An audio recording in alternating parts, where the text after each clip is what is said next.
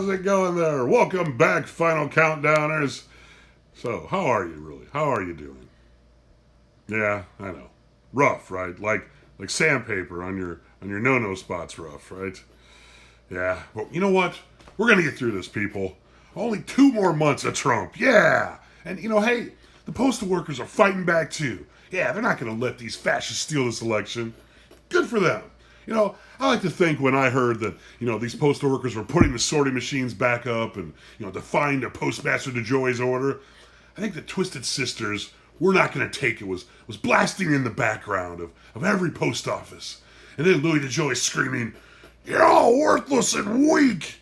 And cue Elizabeth Warren in some crazy huge blonde wig with clown-like makeup, and she goes over to pants DeJoy from behind, and the whole place laughs and cheers her on, and yeah, that's exactly what happened, right? Yeah. In other news that has to be an Onion article, but unfortunately isn't, Richard Spencer, the Nazi, said last week that he's going to vote for Biden.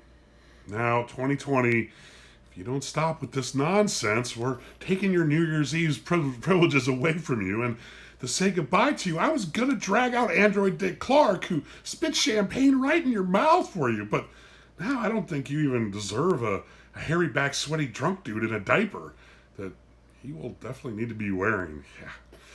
Oh, and some other big news for big babies in the news. The GOP, or the greedy old peckerheads, as I like to call them, from the RNC circus was on last week. Yeah, come for the racism, stay for the fear. Yeah, and speaking of racist jagoffs, did you see at the RNC they had that gun-toting St. Louis couple that pointed guns at the Black Lives Matter protesters? Yeah, right here. Oh yeah, okay. And what the hell is going on with this woman's hand, huh? Look at it. It looks like it's 3 times bigger than her other hand. I mean, did it get gigantic because it's her racist shooting hand and it just gets such a workout? I mean, I've given up on believing in reality at all. I mean, the Matrix is just too silly for words, people. I mean, my brain is going to pop any minute now. If I'm going to wake up in gray long underwear or a slimy pod designed to make me into a battery for my robot overlords. Oh, and some other speakers we had that love to hump their guns. It's good old Eric Trump. Daddy, did I do good? Daddy, did you hear my speech? Daddy, who am I? Well, I'm your son. Sigh. I guess I'll go shoot a baby tiger in the face now. Yeah. I mean, Trump is so horrible, he even made clean Catholic comic Jim Gaffigan mad last week. I mean, that's like angering a loaf of Wonder Bread. But thanks, Jim. The Midwest fence-sitters, they needed to hear that. Oh, and speaking of the Midwest, Kenosha murderer Kyle Rittenhouse was just heard being asked by his arresting officer, "Is it cool if we buy some ice cream for you?" And of course, Tucker Carlson defended this psycho kid. Yeah, screw you, Tucker. If a polo shirt and a KKK sheet fucked, you would be their monstrosity of a baby.